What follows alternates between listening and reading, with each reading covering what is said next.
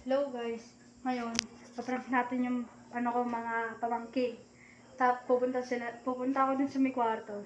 Tapos, papatayin yung ilaw. Kasi yung dalawang matatakotin, lalo na yung matangkad. Kaya, tara, punta tayo. Siya na kayo, malabo ah. Sila. Ayan, huwag kami.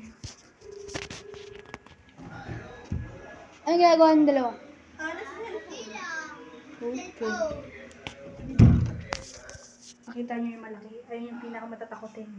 Sige, tara na.